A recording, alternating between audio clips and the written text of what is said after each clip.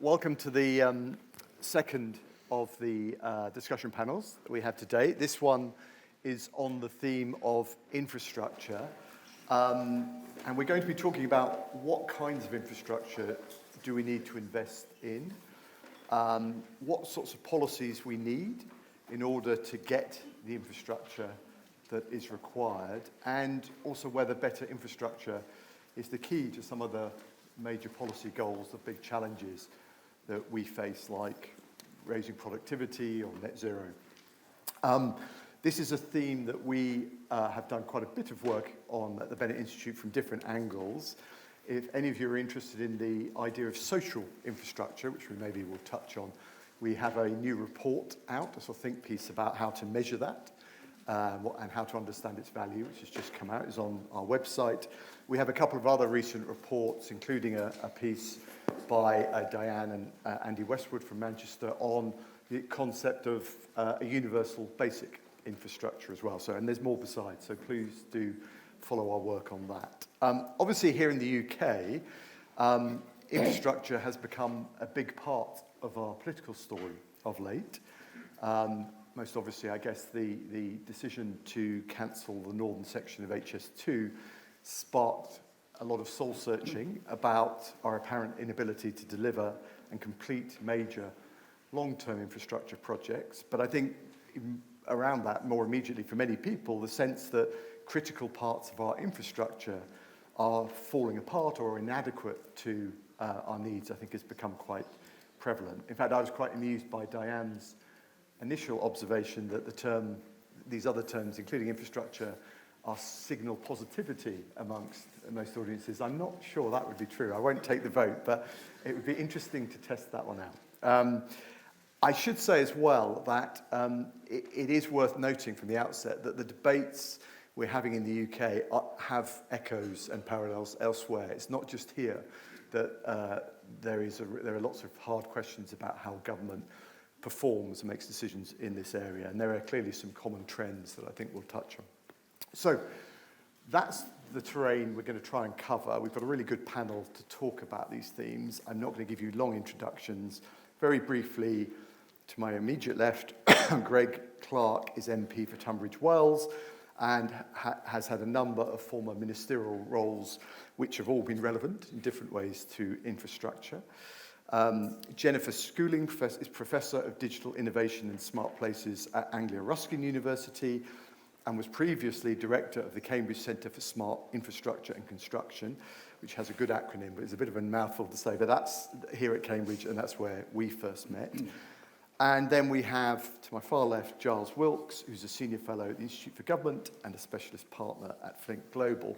And I think I'm slightly caricaturing here, but not entirely. What's interesting about this panel is we have a perspective very much rooted in political experience and politics, then engineering as an initial background, and then economic history over there. So I think those are the ingredients for a good discussion. So let me start by putting an initial question to each of them. I'm going to start with you, Giles. A very broad question. What infrastructure investments should the next UK government prioritise? The next one. Well, if I can start by, this is not an attack on the question, but I'm going to start with an anecdote that might make you question it. I've been a special advisor, is my other experience. So I've seen, in a sense, the very worst of politics, as you do get there. And one of the examples of how you shouldn't do it, I saw happening in Downing Street in the run-up to a party conference around 2018. It was obviously a very difficult time for the government. I would recall vague fights about Brexit going on around the time. And one of the senior people in Downing Street said, look, we need something great for party conference. Let's announce a new motorway. So, somebody get me a map and let's just draw two lines. And why on earth is the blob stopping us from doing this great thing? And that's one way of doing things. There's political decisiveness and vision, but it just obviously does not work. And in a sense, by asking a former special advisor, you're raising memories of that bad method. The other method you might answer the question is to go to the sort of Treasury mindset, which I actually see as a positive. The Treasury mindset is a very rigorous, academically founded one. It would define infrastructure as something where the private rate of return doesn't reflect fully all the advantages. There's a really high social rate of return that we should be looking at. Let's get the wonks in the enterprise and growth unit to work out where we really need it and tell people to do that. Now, that can work, but the Treasury isn't a great place for sort of driving through things. It's a great way of stopping the stupid ones, so it would have stopped our blessed motorway. But it's not necessarily a great way of doing it. And then there's finally the way we are doing it. Like several of you, I'm sure, on the train up here, I was trying to speed read the National Infrastructure Commission's second report. And there's a whole list of things in there that we should be doing. And this is setting up some expert thinkers to sort of as a way of agglomerating the expertise needed on these difficult questions, that difficult Treasury calculus, but also providing some kind of long-term certainty that you've got a body that's going to hold you to account for making infrastructure decisions. The trouble is, we set up the National Infrastructure Commission around 2015. It hasn't got the political power that you might hope that would therefore drive things through, and so it hasn't happened. So we've got a question about why the politics has failed around infrastructure delivery, whether we've been defining it wrongly, whether we're not adequately confronting the political choices that come behind all of it. So my long and waffly answer to this would be, we need infrastructure of all sorts. I think there's very decent analysis that suggests that when you go elsewhere and see other countries that seem in certain ways to be doing better than us, the basic problems I don't think are classic private sector problems. They are problems in the public goods. Everyone else's roads seem to be working better. Everyone else seems to be having no problem growing their cities, having more than one centre for economic excellence in the country. If I was to choose one thing, if after all of this, the putative politicians saying, I really need an answer from you, Wilkes, I would say the thing that we haven't been doing at all well, which we made a start on with Greg Clark from the sort of government money, was intra-city transport networks. The networks that enable cities outside of London to enjoy the same phenomenal experience you get in London, that you can live anywhere in London and effectively see the whole city as the place you might work. Those of us who are fortunate enough to live in London are often astonished when we come out of the city to realise that everybody else is so reliant on cars. If there was one thing that I wish we could do as well as every other part of the world that I've recently visited, it would be having great public transport that enables really big travel to work areas to enable really big agglomerative centres outside of the capital. So that's where I'd actually put my money, but I would say also do not ask special advisors too often. Okay, well, thank you for that last point. So that tees up very nicely, Greg, the question I wanted to put to you, which is about, which features of our systems of politics and government make infrastructure policy so hard to do well? Well, I think the two obvious answers are the fact that things are short-term. You mentioned HS2. That was the one counter-example that was started under a previous government, went through multiple prime ministers, secretaries of state, and then even then sort of fell in 2023. And that policy is fragmented between different departments, different silos. But they are, I think, the obvious reasons. I think the question is why, and what is the reason that that things can't endure over the long term, and why things are so fragmented. And I think there are a few reasons for that as I see it. I think the first is that infrastructure has not been connected to an important, wider cross-government objective of enhancing productivity, for example, in which it has a crucial role to play. It obviously involves everyone in government. If you want to become more productive as a country, if you want to become more prosperous, then you need to look at the drivers of productivity. But in my experience, infrastructure and its particular components, whether that's roads, rail, water, electricity networks, they're not seen as connected to a bigger purpose, and I think they should be. Giles mentioned agglomeration. I think ideally they'd have a theory behind them as well. The idea that you can be more productive by having better connections between places has a theoretical basis that then sustains that argument. So I think we're underpowered in terms of the recognition of the wider advantages. The second thing is that the UK policy for generations has been, I was going to say insufficiently, but almost not at all place-based. And actually this institute, one of the key points of its value is that it has, I would say in its DNA from observing some of the things you've done, a conception of place. And you might think that's obvious for policy, especially for infrastructure. I mean, infrastructure literally can't be built in the abstract. It has to be in particular places. It has to descend on and be constructed in a particular place. And yet, whether it is traditionally in the Treasury or the Business Department that I headed, national policies were national. They applied across the whole country without any real component of place, which obviously requires the involvement of people in places. And the third thing that I would say is, and perhaps it kind of links to the first two, that on infrastructure, I don't think policymakers and political leaders have been activist enough. We've had policy that has been generally described, policy frameworks that are there and people might respond to them. In my experience, to get infrastructure done, you need to drive it. If it is fragmented, then you need someone, or certainly a team, that can navigate that, can push it through, that can overcome the barriers.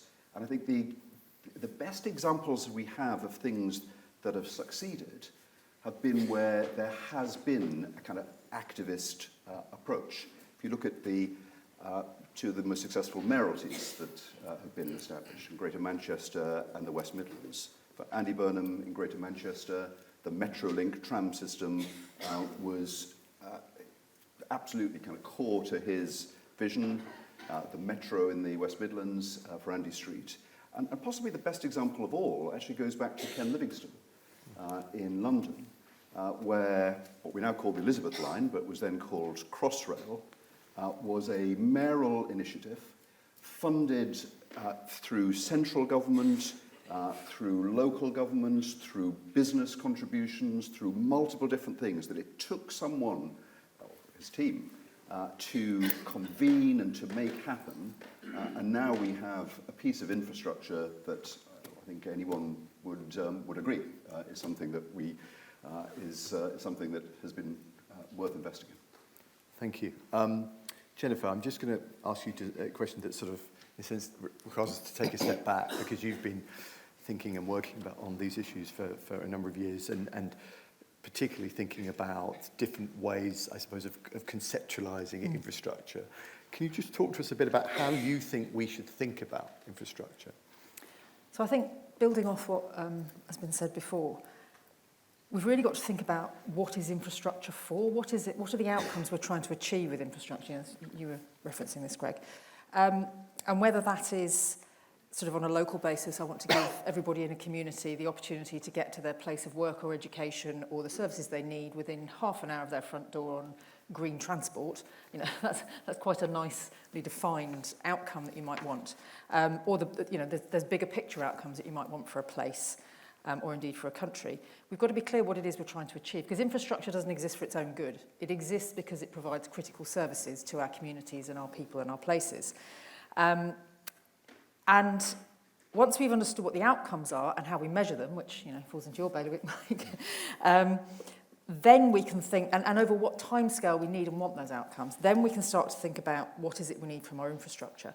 And when we're talking about infrastructure, we're talking about quite a complex, interrelated system of systems. So we have our energy infrastructures, we have our transport infrastructures, we have our ICT infrastructures, our water and wastewater infrastructures. You name it, we've got an infrastructure for it. And on the social side, we've then got our educational, our healthcare, our courts and justice infrastructures. What we call the civil infrastructure, the things I often refer to as the big linear stuff, they provide services that enable the social infrastructure and indeed our economies and our entertainment and the rest of our lives to function. One of the reasons I think people have a negative conception of infrastructure often is that people don't notice it till it goes wrong. But once we understand what it is we want from our infrastructure, then we can start to think about, okay, what capacity does our infrastructure need to be able to provide? Whether that's in terms of power, we're electrifying our transport now, so we need a greater grid capacity, for example. And is our existing infrastructure configured in a way that will deliver that capacity? And where have we got the gap? So where do we need to invest in new things? But critically, even a big project like HS2, that we've mentioned before, is actually a tiny intervention on the existing system of infrastructure systems that we have. So as well as thinking about what new things do we need to plug the gaps, and the Elizabeth line is a fantastic example, and my centre did lots of work on that, we loved it, but it was a small intervention on the transport system of London in terms of the quantity of stuff that exists there. Critical, but by capital value, relatively small. So the other thing we need to do is take care of our existing infrastructure. Now, my favourite fun fact that those of you who know me will have heard before is that Network Rail, our national rail infrastructure owner and maintainer, owns and operates and uses something like 28,000 bridge structures in the UK, of which 14,000 were built before 1914. So if we imagine that we can build new stuff and then leave it alone, we are kidding ourselves. And I would really like to get governments and financiers and economists to think about investment in the maintenance and management of existing infrastructure as capital investment, not operational investment, because otherwise the way that we sort of are inclined to manage things means that we end up building things to watch them fall down, because we tend to penalise operational cost. But actually investing in that physical infrastructure that exists around us is a capital investment, because it means that we avoid having to invest in new stuff when the old stuff falls down. So I think we really need to understand what the capacity of our existing networks are, what condition it's in, how fast is that degrading, and then importantly as well, what are the future changes and pressures that are likely to face it. So obviously climate change is a big one, but we've also got things like demographic change. So as society ages, do we need different kinds of public transport infrastructure? Do we need more, how do we cope with the accessibility needs of an increasingly ageing population? So there's lots of changes that can seem quite daunting that we need to think about. And inherently in that, coming back to the sort of short-termism thing, we need to therefore think long-term. Assets that were built in the 1850s are still being used today, 170 years later.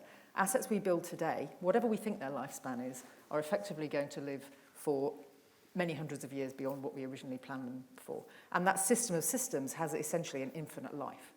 We're still using roads that essentially the Romans built. So we've got to take that sort of systemic view of infrastructure, understand what the outcomes are we want from it, and therefore what the physical assets need to be able to provide. And then we can start to prioritise our investments around investing in the existing stuff to keep it going, investing in new things to plug current or future gaps, and so on. Thank you very much. So you mentioned the word investment there, and I just want to start by asking Giles and Greg, you didn't quite mention that, but I wonder if, because there's a very big debate going on about our relative levels of investment, both in terms of government but also private sector investment. I think there was a report recently that showed we have the lowest levels of both in the G7.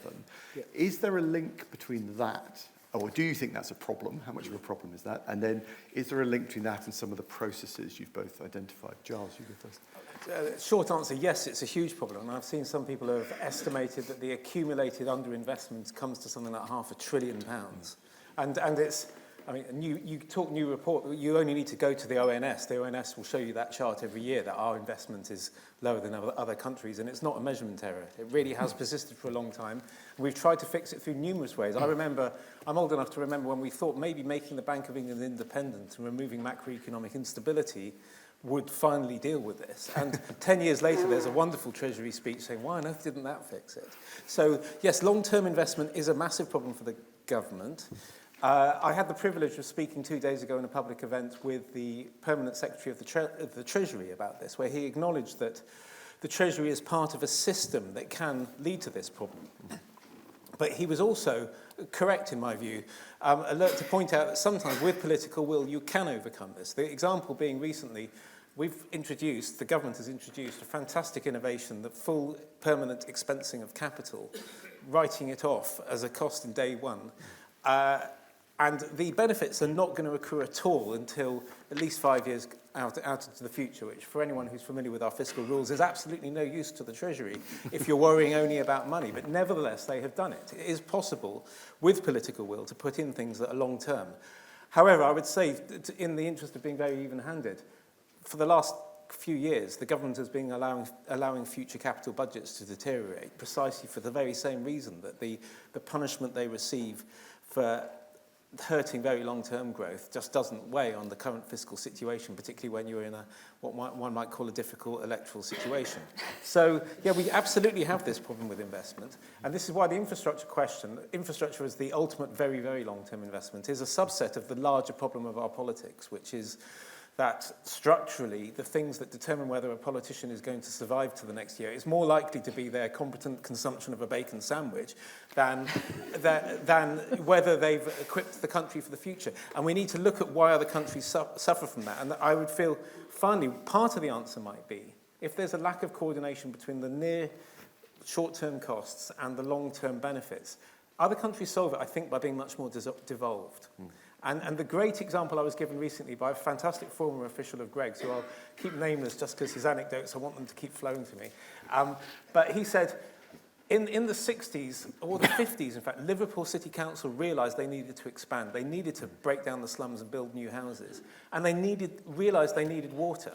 So they basically, the way he said it, is a bunch of Scousers went into Wales and built a reservoir, and that's why we now have Plaid Cymru. But but the astonishing part about this story isn't that they inadvertently set up Welsh nationalism. It's that local officials were able to build a reservoir. That's the most astonishing fact. And we don't have a system now where local authorities have the strength or the long-term ability. And we need to go back to building that. So do you recognise this account, Greg? And I was going to, I mean, Giles has got ahead of me. I was going to exactly ask you that question about devolution. You know, is this part of the answer to these problems? I think it is part of the answer, and I think this is an illustration of the point that I was making, that infrastructure is not connected to a bigger purpose, in this case, growth.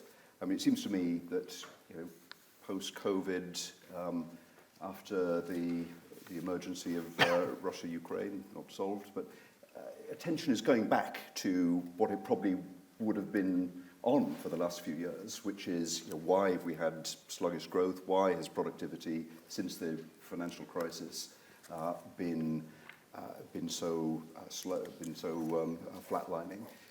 And one of the questions is how you can improve that, and infrastructure, it seems to me, is a key contributor to that. But it's not discussed in those terms. You know, an illustration is when HS2 was cancelled, it was seen as effectively our transport budget, and the transport budget is being reallocated to different transport schemes. If you regarded this as an investment, to go to the point of the question, then, you know, the assessment is this a good investment? Is it going to have returns? Are those returns going to be there for the long term?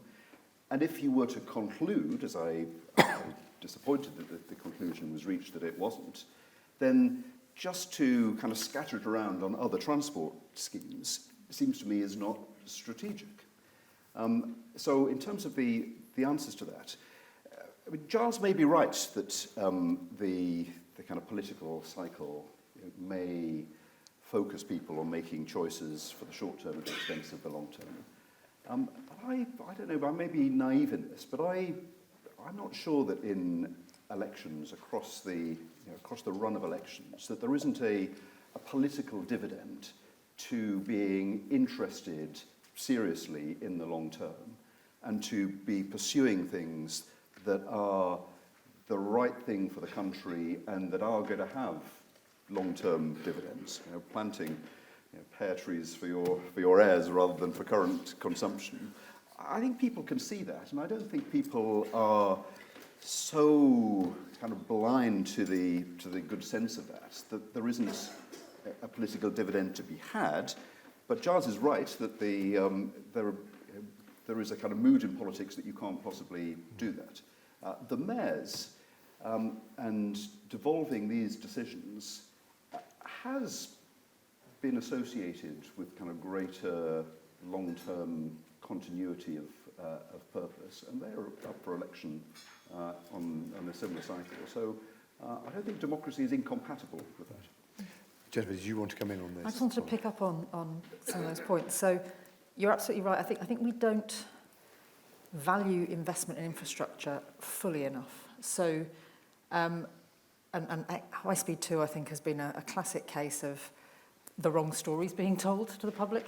At one point, someone somewhere said, it's about getting to Birmingham 20 minutes faster. It absolutely wasn't. It was about creating more capacity on the existing rail network so we could move local people and freight more on that system and move the long-distance high-speed people off those. So, the wrong stories were told. If you look at High Speed 1, however, I used to work for a company called Arup, big engineering company, and High Speed 1 and its route into St Pancras was essentially conceived of by some very bright and forward-thinking engineers there in collaboration with some other folks. And they went and talked to all the parties about that route and the benefits it would bring. Because what they did was, rather than coming into Waterloo, they've taken it through Stratford and various other places where they saw bringing the rail line in would bring economic benefit. And one of them would argue that that rail line was the reason we got the 2012 Olympics and all of the fantastic regeneration that happened in East London because of that, because they were able to drive the Olympic Committee along the tunnels in Land Rovers, bring them up in the station box at Stratford, show them what looked like an awful, and was, an awful post-industrial area, and say, we will turn this into the most amazing Olympic park. Now, whether or not that is the reason we want it, the fact is that it has created the opportunity for those kinds of regeneration, those kind of wider economic and social impacts. It's not just about the growth and the economic impact, it's about the wider social impact that brings with it.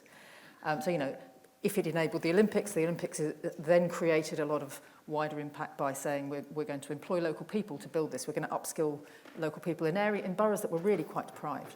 So kind of having that broader vision of the fact that infrastructure isn't just about growth, it's about all of the vital things we need to live healthy, happy lives is really important. When I'm doing lectures to school children and undergraduates about why infrastructure matters, I start with a picture of a slum in Africa, and then I contrast it with a picture of New York, a city that everybody across the world recognises an aerial photograph of. And you start looking at a picture of a slum, and the picture I use is of a kind of mud hut building on a very narrow alleyway that's got an open sewer running down the middle of it, and the door that you see at the front of the photograph is to a school. So you've got kids stepping across open sewers to get into their school.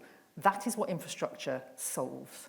One of the greatest public health interventions in the UK was the building of the London sewerage system and then the Manchester and Liverpool sewerage systems by Bazalgette and his colleagues, which essentially solved the cholera epidemic and got rid of the big stink that the parliamentarians didn't like the smell of. We have to take that broader view of value and that long-term view of the return on the investment, I think. Can I just follow up a couple of points that have been touched on here? Starting with you, Giles, the sense of, in a way, what you've all done is slightly expand the concept of infrastructure here. We're thinking about different kinds of both sort of social goals, policy goals, but also the different things that we actually think are important when we are talking about and delivering policy around infrastructure. I think, Giles, you mentioned that we should think, very briefly, you said we should think about different kinds of infrastructure more. Can you just unpack that a bit? I mean, what is it that we don't think about enough, as in we, let's say government, is not necessarily thinking about enough, but that we know is very important in terms of infrastructure? I won't necessarily accuse people of not thinking enough, because sometimes I think the problem in our entire government is we do a lot of thinking and talking, we don't do anything. There's plenty of thinking. But I would say the sorts of thing that, the expansion of the definition I noted as hurtling down and speed reading that report was, for example, the National Infrastructure Commission has a big recommendation about heat pumps. It says we recommend the government should have another 7 million heat pumps. And I'm thinking these are kind of a consumer hard good. Why is that suddenly a question? So why is that expansion happening? I would say it's partly because there's a kind of, it's almost like what you'd call a common pool problem. If you're using an old style boiler, you are using up the government's allocation of carbon. And if you don't, so there's a kind of a public good nature to everybody getting involved and and sort of buying what looks like a private good, but it's contributing to the larger externality. So we need to be thinking more about the infrastructure needs. We need that. I suppose you also need to be extremely open-minded about. A friend of mine who said he was going to watch this session said he was going to have a drinking game. If anyone said data is the new oil, he was going to. He was worried by 12:15 he won't be good for work. But there is that's a classic sort of definition. That one of the most striking things this government has done in the last few years is it's bought something like 1,000 of these NVIDIA chips. which is quite an incredible thing to think that we recognise that AI is such an important future resource and that this is the key kind of feedstock of AI. So I think that sort of expansive thinking needs to take place. But I would say our problems are still basically physical and old school. I'd still say the most influential book I've read in the last year or two, which touches on infrastructure, but is Ed Conway's Material World. And it just reminds you how much everything we do is physical, and the limits that really stop us growing are physical. And the innovations we need to get better at, the sort of stuff that Jennifer talks about a lot, they are physical. And so, yes, we should sort of be imaginative and expand the definition, but that is not where the problem is. The problem is in those pre-1914 structures that need to be updated. It's mostly the 1950s and 1960s structures. But Greg, can I just ask you the same question, but in a different way? So, as a sort of MP, obviously talking to constituents a lot, I'm very interested, how do infrastructure issues surface for you? And because there's quite a lot of evidence in research terms that actually if you survey people and ask them what are the, obviously there are ways of asking that question, but what are the infrastructure issues that matter to you? People will talk about the buses, they'll talk about very local infrastructure kind of issues and entities, and probably won't talk about HS2 and the kind of things we started with. Is that your experience? And also, what does that tell us about where the policy debate should be at, do you think? Well, I think what people across the country think about when they think about infrastructure is probably what a lot of people in Cambridge think about, which is that they are very sceptical, even to the point of being cynical, that it'll ever be provided in return for development. And by which I mean housing and commercial development. And that is a big problem because there does need to be a connection between the national and the local for reasons that I've said. And when we want to expand development, you do need to have infrastructure to accommodate it, not just roads, but doctors' surgeries and schools, sports facilities and such like. And having that perhaps kind of not national scale infrastructure, but local infrastructure is very important to people's feelings towards it. And if there's a danger of a kind of national conversation, is that infrastructure becomes synonymous with the HS2 aspects, which I think are important and can be transformative, but as it were, the kind of more micro, I think is also important. Final question to you, Jennifer, before I'm going to turn to the audience, so get your thinking caps on. Just going back to the system of systems, and which is a very recognisable way for an engineer to approach this. I'm just wondering how that translates into policy environments, because we've already established that this stuff is complicated, and there's a challenge probably for any government. I mean, British government maybe particularly, but any government operates in silos, and so these kind of issues cut across that. And there's a foresight dimension to this, isn't there? When we make decisions about infrastructure, be they national or local, we're making judgments about the future, the needs of society and communities in the future, and how our economy will develop. We're sort of taking bets on that. Can you just talk to us a bit about, because I know you've done a lot of work advising government. I mean, what is your feeling? Is it that government needs to sort of change radically here in order to sort of accommodate this, or are there ways of wiring that kind of thinking in to decision-making systems? So I'm going to preface everything I say by I'm not a policy professional in any way, shape or form. So I deal with the very practical end of this. And I think one of the things I want to say is all infrastructure is local in the end, because it's all physical and it's somewhere. And it's built, maintained and used by humans who are physical. But the other thing that is becoming increasingly clear about our infrastructure, and is a change that's happened over the last, it's been true forever in some ways, but it's becoming all the more true in the last 20 years, is that all of our infrastructures are dependent on each other. So, without energy and without an ICT system, we don't have a transport system. And that will become all the more true as we electrify our transport and as at least some of our transport becomes autonomous. We won't have a railway. As we moved to in-cab signalling on the railways, for example, which allows us to run trains closer together, get more trains down the same piece of physical infrastructure, fantastic. If we have an ICT failure of some kind, our trains won't run because we will have no signalling on the line. And this is true of our roads, it's true of our water systems, it's, our energy systems rely on ICT, our ICT systems rely on our energy. So, so they're all interwoven with each other. And historically, because as you say, humans and large organisations naturally group into silos because it's difficult for us to think about everything all the time. Historically, we've tended to think about the energy system here and the water system here and gas, we carve it all up. But what we don't have and what I think we need to bring into this is a kind of almost like an infrastructure department that has a sort of systems view of all of this and understands where the interconnectivities are and where the interdependencies are and therefore where the vulnerabilities are. And if we can do that, then that gets over some of the challenges. Because we still need, if you're an energy person, or if you've got an energy infrastructure, you still need people who are expert in energy infrastructures in order to manage that. But we need the people who are kind of doing what I call the tapestry weaving and bringing it all together as well. And I think one of the challenges we have at the moment is, for example, our regulatory bodies are very much separate. And historically, that has sometimes led to the different infrastructure systems operators being regulated in opposite directions almost.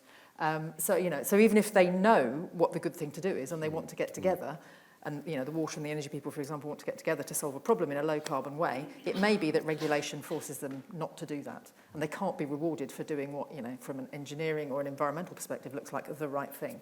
Yeah. So it's a matter of that coordinational thinking that is missing because, these things started to be built, well, by the Romans originally, but, by the Victorians, and they weren't as interdependent, and now they really are. Yeah, very interesting. Lots more we could follow up on there, but I'm going to turn to you now, the audience. So we'll start in the room and then also online if you want to put some questions. Have we got we've got the mics going, so I'm just going to go from left to right. So let us start here at the end here.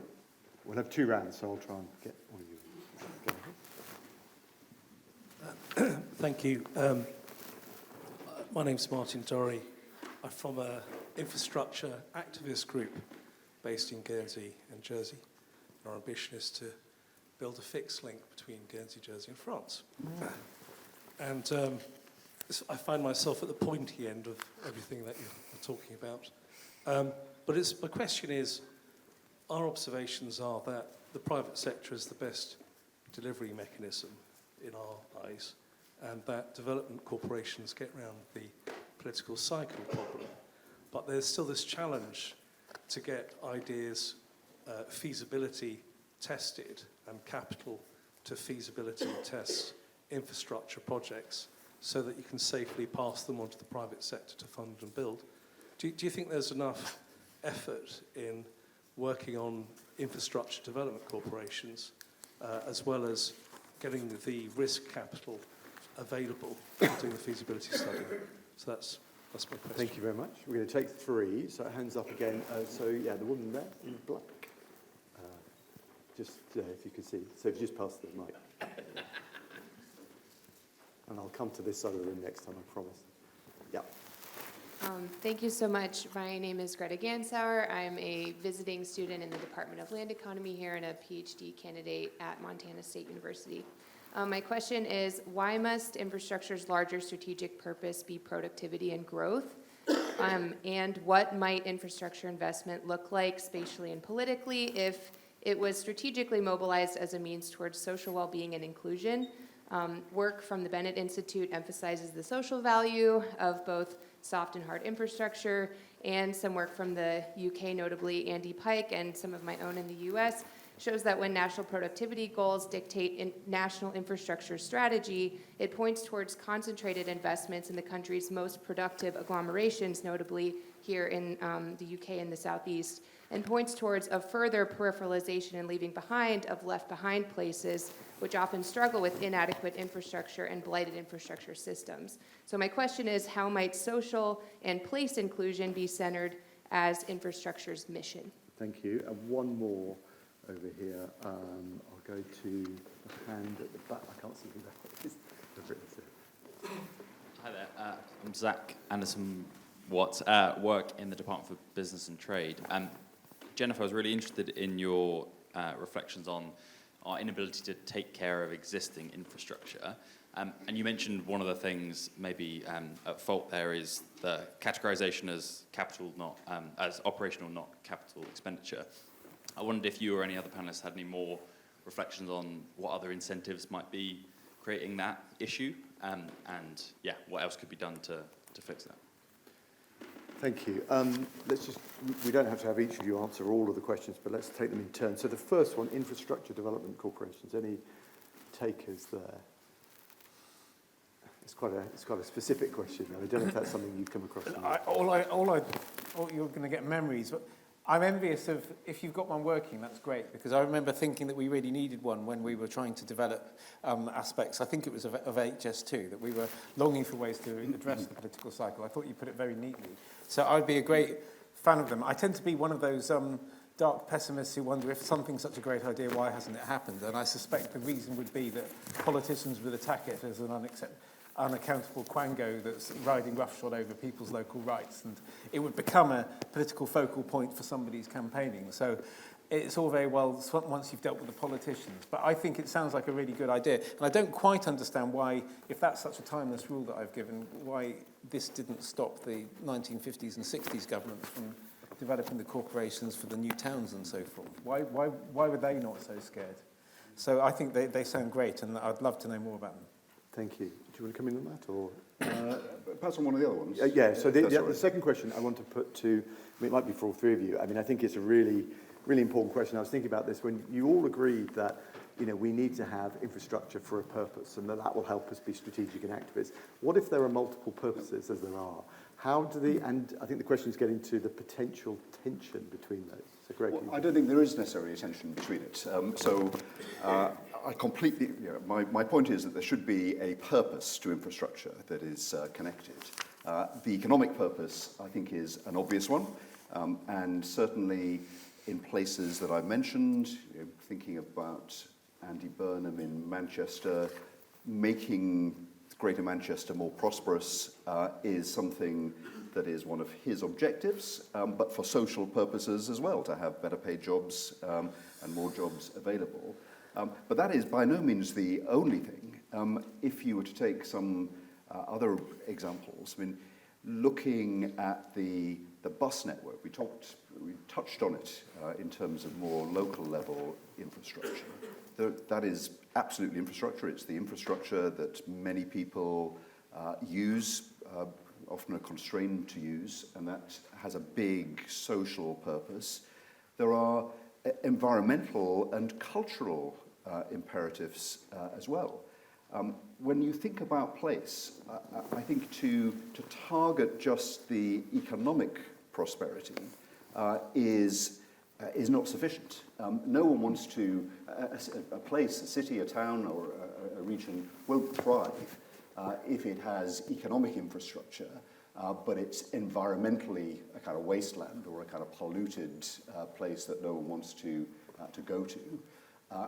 In my view, the cultural success of a place in terms of the arts and entertainments and cultural stimulation in the modern world is what people want and expect. So all of these things do need to come together, which is why I think I think you need to have a purpose, but you need to have a way of bringing them together. And it goes to the kind of fragmentation that a lot of infrastructure is transport policy, or it's the energy department. Some of us on this panel and in this room, including Diane, participated in the development of an industrial strategy, which was, apart from being a long-term plan, was designed to be, in the sense of strategy, integrative, to bring together different policy areas. And that was rescinded. I think it would be to the country's advantage, and I think it would be to the advantage of investment in infrastructure if that were revived and those connections were brought together in a place that they could be resolved, and any tensions between policies could be resolved. Thank you. Giles, on purpose. I don't wish to pick a fight, but I agree. I mean, everything matters, But the less we've been able to achieve growth, the more I've been fond of growth as an objective, in that until this country can repay its debts in something apart from actual money, we've got a real problem with growth in this country. All of the problems would be a lot better if we did get it. So I don't criticise our current politicians for being obsessed with growth and productivity. My concern is that they haven't effectively stuck at that objective. And I think a lot of their social inclusion goals would be a lot easier to achieve if they had more of a fiscal room for manoeuvre. I would also say, I know that some particular dry and static analysis would say if you care about growth, you just help the southeast, and if you care about inclusion and a happy country, you dole out money more to places that we don't think are so growth orientated. I think that we need to take a bolder view that one of the reasons the UK has failed is that we haven't treated areas outside of London as growth areas, and we've tried introducing nudges and switches to the way our system works, but I'm not sure whether the people outside of London would like to be treated as receiving money because it's for social peace rather than a pro-growth policy. So I think we can really be going for both in that case. Jennifer, do you want to speak to that question? And then the third question was directed to you. So if I answer that one. That, yeah. So I think a while back, some colleagues and I wrote a discussion paper called Flourishing Systems, and it was all about this business of thinking of infrastructure as a system of systems that are there to enable human flourishing.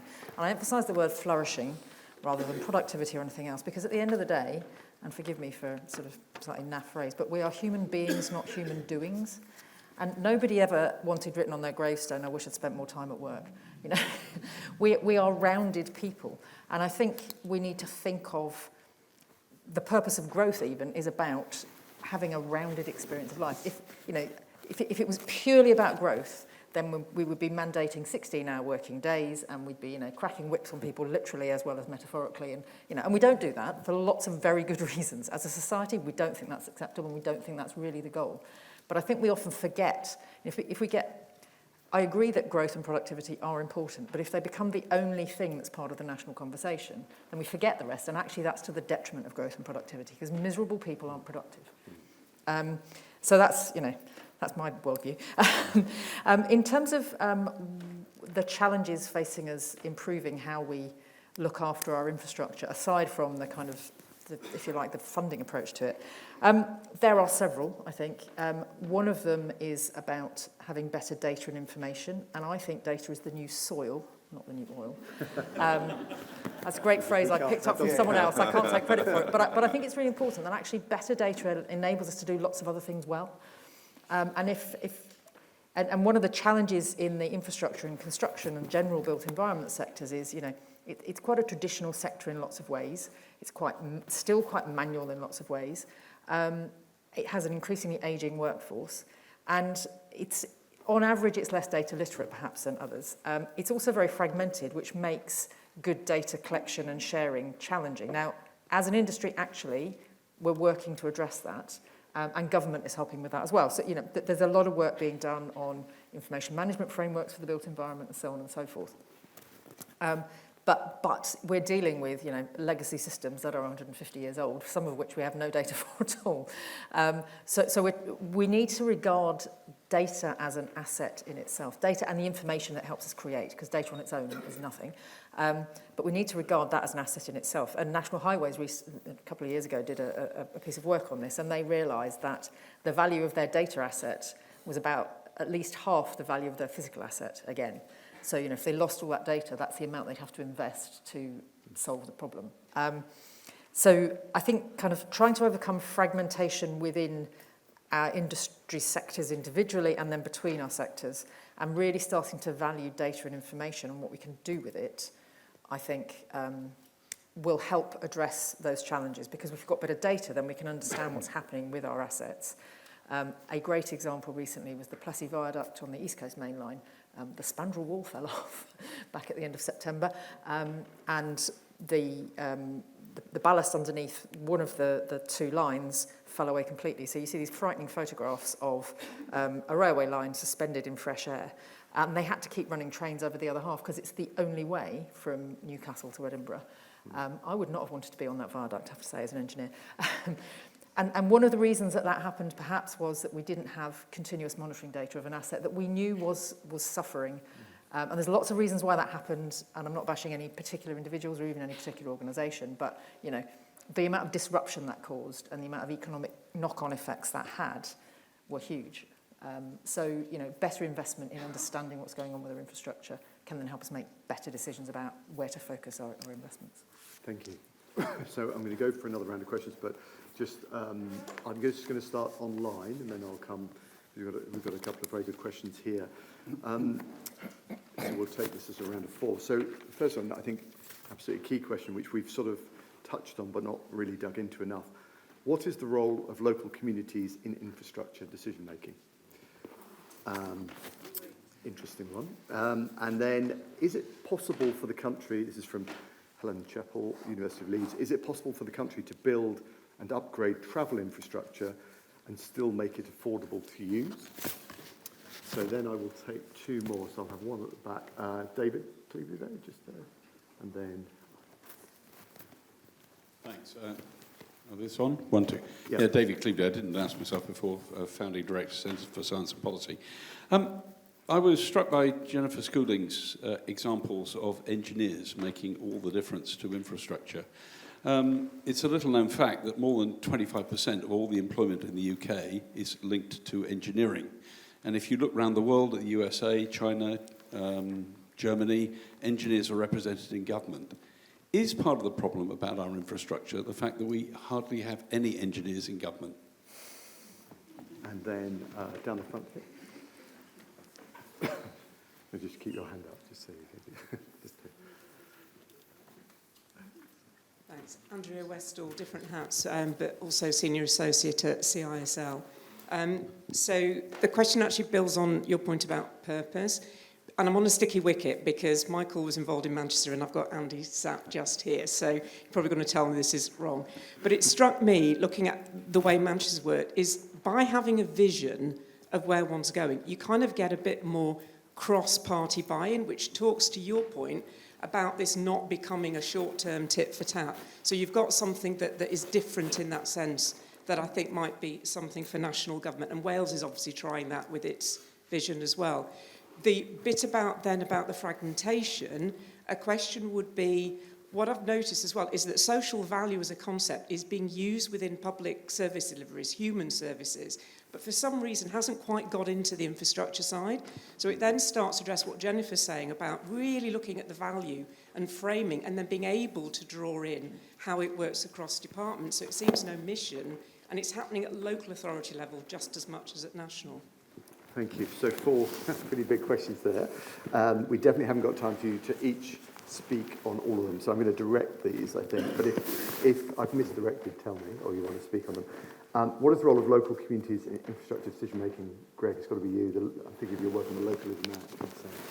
So when the first thing I did in government was to introduce an Act of Parliament, the Localism Act, which gave more discretion to local authorities. Previously, there's councillors or ex-councillors in the room will know the Viery's rules of local government. Local government could only do certain things that were specified, and the Localism Act repealed that and said, well, actually, you can do, it's kind of impossible the other way. You can do the things that your local communities might want you to, and unless it's illegal. And one aspect of that was neighbourhood planning. So we introduced neighbourhood development plans, giving every community below the local planning authority level the right to develop a neighbourhood plan.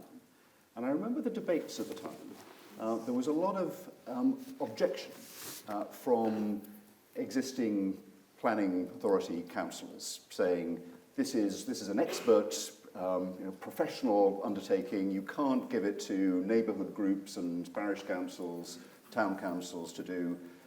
This is a kind of naive or kind of barbaric thing that the wrong people will be doing it.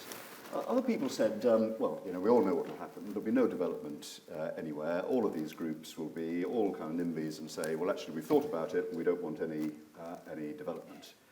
The experience, and there may be some people in the room that have been associated with infrastructures, has been the opposite. And there's quite a lot of them across the country now, so the statistics are quite rigorous. Where there's a neighbourhood plan, there tends to be more development than in places where they aren't. And neighbourhood plans don't give the right to stop all development if there's a need for it, as there is in most places because of an ageing population and an expanding population. But you can have more influence in directing it and in shaping it. And the experience has been wide participation and more development. And in general, I think that is the approach to infrastructure as well as housing. Housing I regard as infrastructure. Actually, it's one of the essentials for the functioning of the country. So rather than seeking to completely impose and direct from the centre, the British people, in my experience, are a fairly bolshy lot, and they'll find ways to stop that and to get around it, whether it's through judicial reviews or slowing things down or whatever. So I think the better way is to reflect the reality, which is that there are multiple stakeholders, there are multiple returns. There's a return to the national economy, there's governments need to make sure that the right development is provided, but local people have a strong say as well, and bringing that together is important. Lewis is in the room, the former council leader here in Cambridge, and he and I negotiated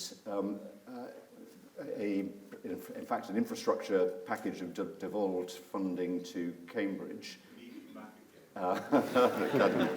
Many years ago, but it was very much shaped from Lewis and his colleagues' knowledge, which I didn't have as a minister at the time, of the particular needs of Cambridge. And there was an agreement that central government money went into it, but for locally directed purposes. And that, I think, brought together all of the necessary participants. So I think that approach is worth continuing with, and there's been some sense of that being stepped away from, which I would regret. Giles, you've been a very articulate spokesperson here for the Growth Party, and I mean that in that debate as it's currently happening, the views of local communities are not always framed very positively, and they're typically framed as a kind of obstacle and a problem and a hindrance that needs to be overcome. Is that your view? It's certainly my view that that's the way it's framed. If you drop into Twitter and see what they say about NIMBYs, there's basically a generational fight going between the people who don't want anything to change because they've already got their house and everybody else who wants something to be built. I mean, the pure economist in me would hark back to ideas that are sort of 15, 20 years old, where you simply need to give people a stake in that growth. The first idea I love about this was one that Tim Loynig, I think, came out with in 2006 for land auctions, which are where you get the planning uplift shared by the local authority. So when you grant planning permission to a field around Cambridge, it goes from £10,000 a hectare to maybe a few million. Now, that's a huge pot of money to be shared with the local community to make them feel better about it. I think that's been resisted over the years by government, partly because the Treasury's worried we'd go mad in the same way that the Chinese local authorities have gone mad with this, and ended up with an enormous shadow debt. But the correct way that should be the role of local communities. Ought to feel that they internalise the benefits as well as the costs. And this is why I think that Andrea makes just such a good point, that local growth is a big part. Giving people local control is a big part of the answer, in that it's very easy to consider that at a national level, the changes of government that happen every 5 or 10 years will lead to a different vision for the economy. After all, that's often what they're campaigning on. But I can't imagine whoever's going to take over in Teesside is not going to be interested in the CCUS industry and is going to want to promote it, or that the West Midlands mayor, whoever he might be or she might be, in the next 15, 20, 30 years is not going to be a massive advocate for the automotive industry, or likewise that London is going to have mayors who are profoundly against the finance sector and the creative sector and all the other clusters we have there. You get political commitment at a local level that is much harder to achieve at a national level. And so I do think that local communities and their more enduring political preferences could potentially be a really strong answer. Thank you. Jennifer, do you want to come in on... there's a couple of others I want to put to you. Do you have a particular view on this? I do, actually, in my role as a Professor of Digital Innovation and Smart Places, which is that I think, and as I said before, infrastructure is always inherently local because it exists somewhere. and it matters to people, and it can be a force for good and a negative force. So, if you put a railway in the wrong place, it severs a community. Actually, that can have an impact on growth and social inclusion and all kinds of other stuff. So decisions about where stuff goes is really important, and it's important to involve local people. And local people are the ones who understand what the needs are, what the challenges are in their area, and also what the opportunities are. And I think there's a real opportunity now in the age of, digital platforms and information and so on, to use that as a way of engaging with people, both allowing online engagement, but also, if you're still doing physical town hall type engagements, which I think are still important, you can use the digital tools in that to show what different alternatives look like, and to have the conversations about what should go where, because these things are always going to be a compromise. Someone's going to benefit and someone's going to have some kind of negative impact if, so one of the local ones here is moving the local sewage works. The people where it's moving to are inherently, understandably, not massively happy with it. But if we can have a conversation across the community that says, okay, these are the things we've got to achieve on, this is the vision, as you were saying, how do we do that in a way that benefits everybody as much as possible, and that is equitable, then I think that helps. And we can use some of these new innovations to help us with that. Okay, let me put transport infrastructure and affordability. Do you have thoughts on that? So my slightly flippant answer is it has to be. Because, transport infrastructure is a public good. It enables a lot of the rest of the economy to function. The outshot of not managing and maintaining and investing in it is it disintegrates, and that has huge impacts. I mean, even if, going back to the vexed topic of potholes, which I'm sure all local politicians hate and certainly all local road authorities hate, but if there's a big pothole outside, like there was on the main road outside Churchill a couple of weeks ago, and 4 cars drive over it in succession and wreck their wheels, and you have to call the police out, well, you've had the cost of calling the police out, you've got the cost of repairing the road, you've got the cost of those vehicles being repaired, and the fact that those 4 people didn't get where they were going. That's just one pothole. So if we don't maintain it, it has much wider impacts. We wouldn't sit and look at our house if slates blew off the roof and say, oh, well, the water's pouring in, but never mind.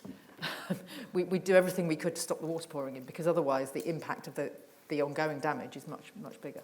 So we've got to find a way to do these things, but we've got to use better data and information to prioritise where we put our investments and when, and take that long-term view.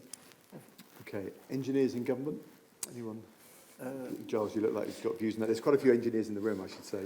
Yeah, I'm not at all against it. It just makes one want to leap to that Shakespeare quote from one of the history plays, I think, that let's first kill all the lawyers. And once you add "and PPEist," you've got your policy right there as a suggestion. I've got no doubt that, to generalise the question, we do not have experience at the very top of government of long-term project management. That's what I've heard. The reason when we often reach for consultants, and it's very easy to hear a big boo and hiss when people say the word consultants, but I know a few who are absolutely excellent at it.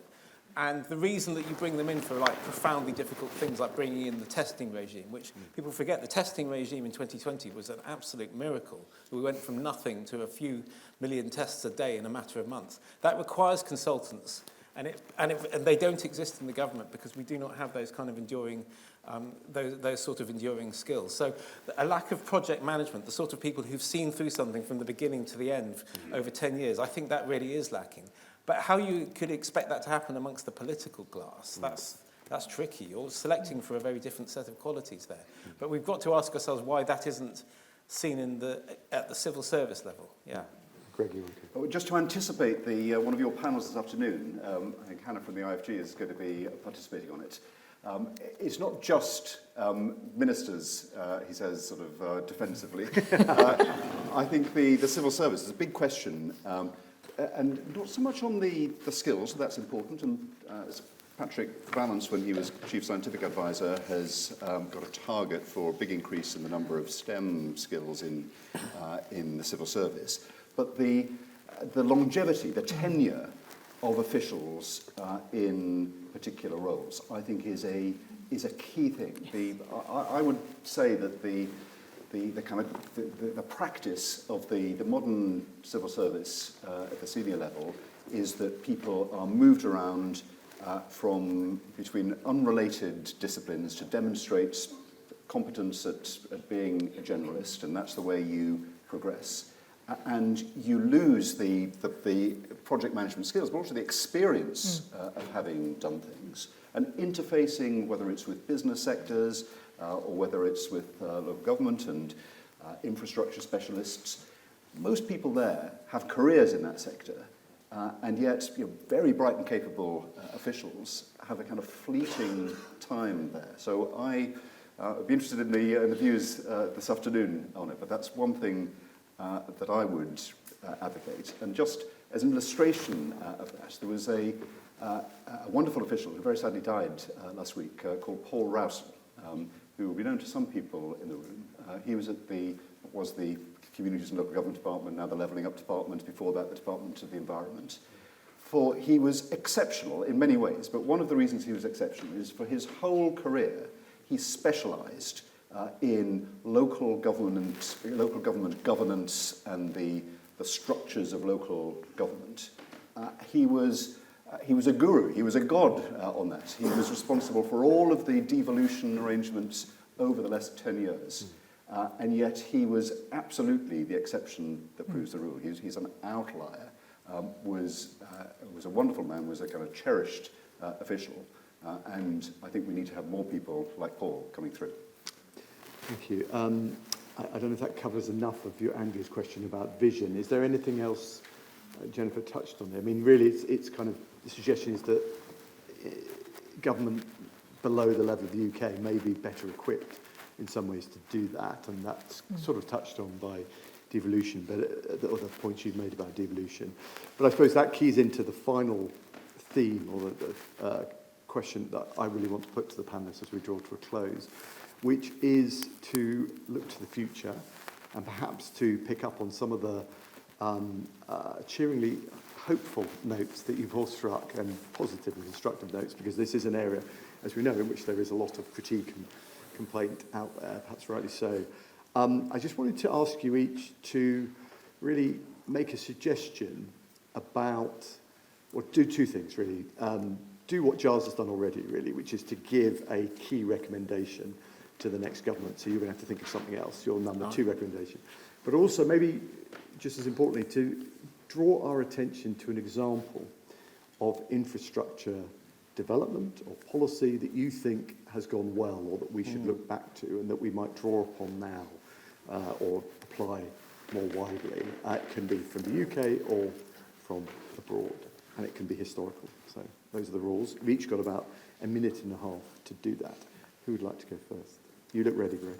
Well, I've sort of probably preempted in talking about Crossrail and the Elizabeth line, but there are others that are being done in our great cities. And I think the one thing that has been transformative, but we can go further on, is empowering local leaders, having place more central to decision making. We've gone quite a long way.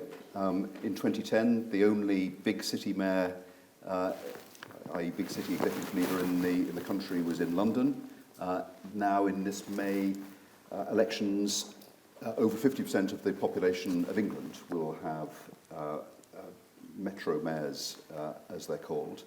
But I would give more influence in infrastructure to them, partly for the reasons that Giles says. I think there is a kind of record of longer-term thinking associated with it.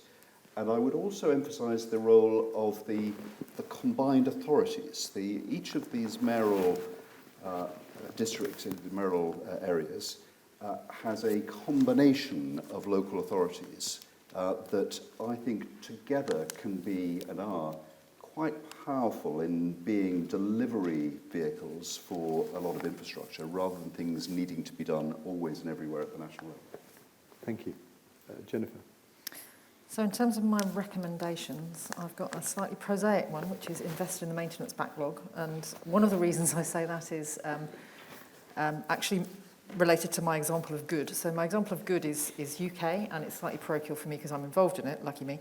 But Department for Transport got together with the Engineering and Physical Sciences Research Council and launched a call for a transport research hub to look at how we decarbonise and adapt and make our transport infrastructure resilient for the future. So I'm part of the consortium that won it, and we've called it the DARE Hub, Decarbonised Adaptable Resilient Transport. What's good about that is it's not only taking the long term and saying where do we want to be in 2050 and beyond, but how on earth do we get there? Because it's all well and good to have a vision, but if we've no idea how to get there, it's just going to be a vision. And so part of what we're doing in that, and we're working with transport bodies across the UK, both at the national level and the local level, and with colleagues, from outside the consortium as well, is looking at actually how do we make those transitions happen for this future that we know is coming.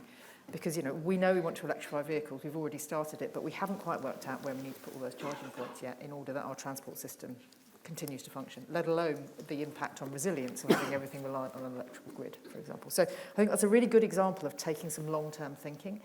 So, but at a stakeholder event for that a couple of weeks ago, we were talking about, what are the steps we need to take to get to 2050? And someone from one of the transport organisations said, well, we're already behind where we need to be now because of the maintenance backlog. So invest in the maintenance backlog. Think long term. What are the things we need to be ready for? And I think value data and help our local authorities, our transport organisations, and our infrastructure organisations more generally, because this isn't just about transport, to value data and use data well. And if data is the new soil is not trending on Twitter by the end of this, I'm going to be disappointed. Let's make it. Charles, you've got 1 minute. Can't believe I'm expected to have more than one idea at a panel like this. But so I'm going to give you loads now and teach you, man. But all right. First of all, I want to throw in one of my latest favourite Keynes quote, which is anything we can do, we can afford to do. I want to throw in some heresies at the end, which is economists meant to believe in constraints, but anything we can do, we can afford to do. If we actually need the thing, it's going to have a high enough return, and somehow politics ought to be able to harvest that return and make it affordable. Secondly, a second great heresy I want to throw out there. Where are the white elephants? I don't think we have any white elephants in this country. I think we have a system, an algorithm within the Treasury that warns against the absolute horror of a white elephant. And they have a 2x2 quadrant for affordability and effectiveness. And they're always warning us that in the very worst quadrant are all these threatened white elephants. All the things that we were warned would be white elephants turned out to be absolutely essential and wonderful. Crossrail, the M25, the Jubilee Line, the Channel Tunnel, the Millennium Dome, they go on and on. Even the London Eye. We are warned that there's going to be white elephants, and they never seem to turn out to be ex post. So there's something wrong with our ex-ante algorithm. Somewhere in there that is pinging too often saying, warning, white elephant. Where are they? We don't have any. And finally, I would say, where can we learn off? You wanted to say, where can we go? There's a fantastic piece of work at the beginning of the coalition government into our infrastructure costs, 2010. It can be found very easy with those sort of search terms. And it finds what we're currently still saying, work from Raoul Ruparel and from Britain Remade.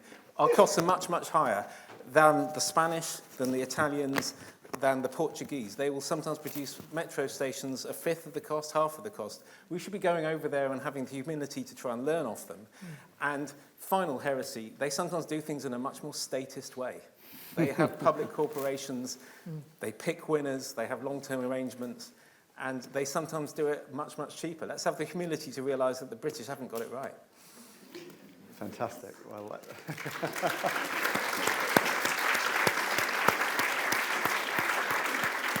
I think your heresies have earned you that round of applause.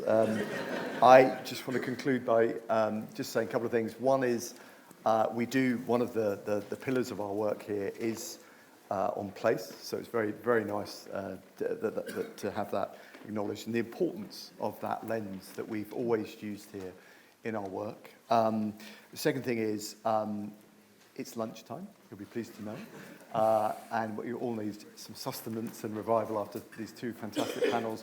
Lunch is served out in the buttery, so if you make your way there when the session ends, we'll be back in here at 2 o'clock, I think that is right. And then the third thing is just to ask you to do another round of applause to show your thanks for a really, really interesting panel discussion. Thank you.